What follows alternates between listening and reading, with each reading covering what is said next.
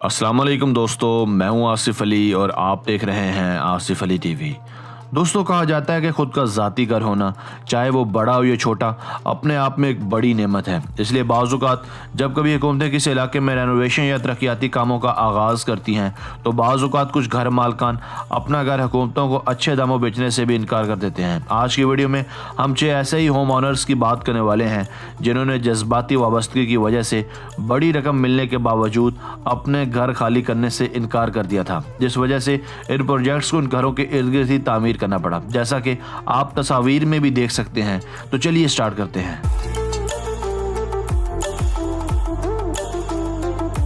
Number 6 दोस्तों, यह लो बोजन जो जिद्दी तरीन हाउस ओनर के तौर पर दुनिया भर में जाने जाते हैं। साल 2011 में लो तब वर्ल्ड मीडिया की हेडलाइंस में आए जब इन्होंने चाइना के शहर विनलिंग में एक बड़े हाईवे की तामीर के लिए अपना घर या प्रॉपर्टी छोड़ने से साफ इनकार कर दिया। इनका मानना था कि मुंतकिली के लिए जो रकम ऑफर की जा रही है वो नहायत कम है। खुशकिस्मती से चाइनीज़ लॉ के मुताबिक किसी भी प्रॉपर्टी ऑनर को इसकी मर्जी के खिलाफ वहाँ से उठाया नहीं जा सकता। नतीजतन इस बिल्डिंग का कुछ हिस्सा गिराकर इसके गिर्द हाईवे बना दिया गया।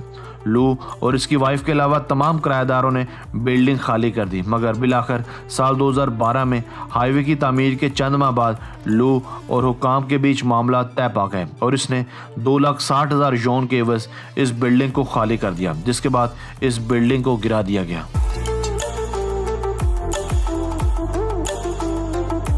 नंबर 5 दोस्तों, चाइना के शहर नैनिंग में एक जानिंग नामी गली में वाक़ ये घर ज़िद और हठधर्मी की एक बेहतरीन मिसाल है। साल 2015 में जब अथॉरिटीज़ ने यहाँ एक रोड बनाने का प्लान किया तो इस शख्स ने यहाँ से उठने से साफ इनकार कर दिया। बिलाखिर रोड तो एक दिन बन ही गया, मगर इसका घर वहीं का वहीं खड़ा रहा और ट्रैफिक इसके घर के इर्द गिर्द से रवां दवां थी। कई माह तक हुकाम इस ज़िद्दी और हठधर्म शख्स को यहाँ से रीलोकेट करने के लिए एड़ी चोटी का जोर लगाते रहे। बिलाखिर चंद माह बाद किसी न किसी तरह ये शख्स एक अच्छा मुआवजा लेकर यहाँ से उठने के लिए राजी हो गया और इसके बाद इसके घर को गिराकर इस रोड को क्लियर किया गया।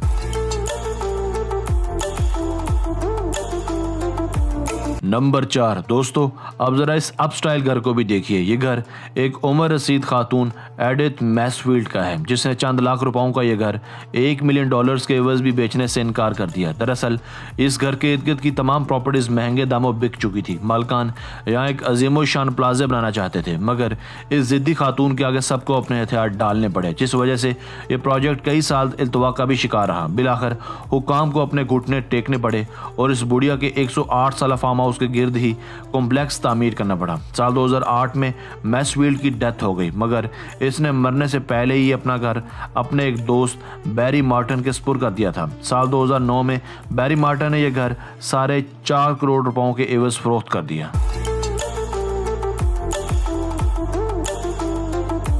नंबर 3 दोस्तों, चाइना में कई ऐसे और भी वाक़यात मिलते हैं जब लोगों ने नए तरक्याती कामों के लिए अपने घरों को छोड़ने से साफ इनकार कर दिया। बिलाखिर हुकाम को उस जगह कंस्ट्रक्शन शुरू करवाना पड़ी और ये प्रोजेक्ट्स उन इलाका मकीनों के घरों के गिर्द ही बनना शुरू हो गए। ऐसे घरों को नील हाउसेस का नाम दिया जाता है। ऐसा एक और नील हाउस चाइना के शहर चोंगकिंग में है, जब एक शख्स के अलावा तमाम लोगों ने यहाँ से नकल मकानी कर ली, मगर ये शख्स वहाँ डटा रहा। उस शख्स ने एहतजाज के तौर पर अपने घर के गिर्द एक कौमी झंडा भी लगा रखा है। जब उस शख्स ने डेवलपर की तमाम ऑफर्स को ठुकरा दिया तो मजबूरन इसने यहाँ तामीरात का आगाज़ कर दिया और खुदाई शुरू कर दी। जब इसका घर तकरीबन गिरने के करीब था तो इसने 2007 में चंद माह बाद एक अच्छा एग्रीमेंट साइन कर लिया और यहाँ से नकल मकानी कर गया।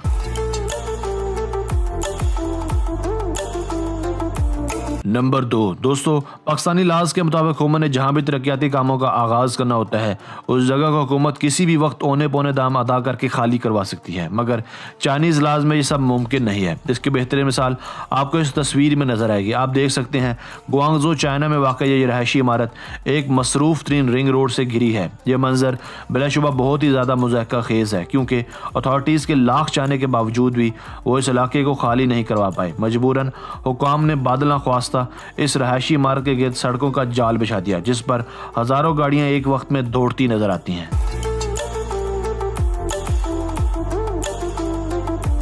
नंबर 1 दोस्तों, अब ज़रा इस इमारत पर भी नज़र दौड़ाइए। ये इमारत एक जिंग मेजो नामी औरत की है, जिसे तकरीबन गिरा ही दिया जाता अगर ये हुक्काम को ना रोकती। साल 2013 में जिंग ने नामकूल मुआवजे की वजह से इस खस्ता हाल इमारत को खाली करने से साफ इनकार कर दिया।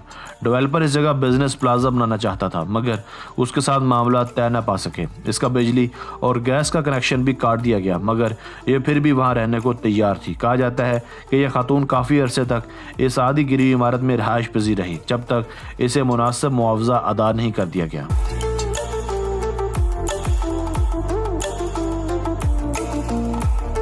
दोस्तों आज की वीडियो बस यहीं तक थी। उम्मीद है आपको पसंद आई होगी।